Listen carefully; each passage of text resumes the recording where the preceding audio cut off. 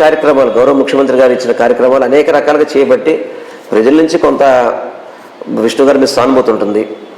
ఆ సానుభూతిని కూడా కదా ముఖ్యమంత్రి గారు చెప్పింది కూడా మీకు ఎక్కడ విష్ణు గారికి ఎక్కడ లోటు చేయము, ఆయన ఏదైతే భావిస్తున్నాడో ఆ భావనకి తగ్గట్టుగానే మనం అన్ని విధాలా ఆయనకి న్యాయం చేస్తామని చెప్పని ముఖ్యమంత్రి గారు స్వయంగా విష్ణు గారు చెప్పడం జరిగింది.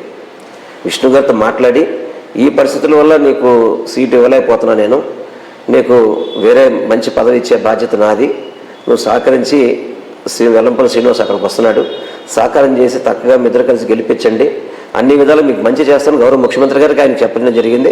ఆ రోజు అన్నీ కూడా మాట్లాడి రావడం జరిగింది. కాకపోతే లోకల్కి వచ్చేప్పటికి కాన్స్టిట్యున్సీలో కొంత కేటర్లో అలజడైతే ఉంటుంది, ఎందుకంటే ఉన్నటువంటి సీట్ రాలేదు అని చెప్పి ఆవేదన అయితే ఉంటుంది.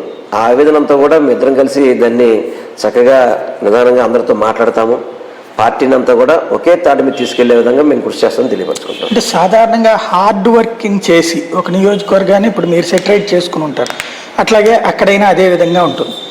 ఇప్పుడు రెండింటిని కలుపుకోవాలి అన్నప్పుడు అంటే ఎలక్షన్స్ దగ్గరకు వచ్చిన టైంలో వచ్చినప్పుడు ఆ టెన్షన్ ఆ రిస్క్ ఉంటుంది కదా, ఎందుకు అంత రిస్క్ చేస్తున్నది వైఎస్ఆర్సీపీ? నేను చెప్పే కదా, సీఎం గారు వివిధ రకాలుగా సర్వేలు చేస్తున్నారు, 175 సీట్లు గెలిపే లక్ష్యంగా ముందుకెళ్తున్నారు.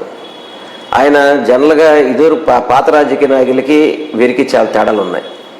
ఎందుకంటే చాలామంది జగన్మోహన్ రెడ్డి గారి గురించి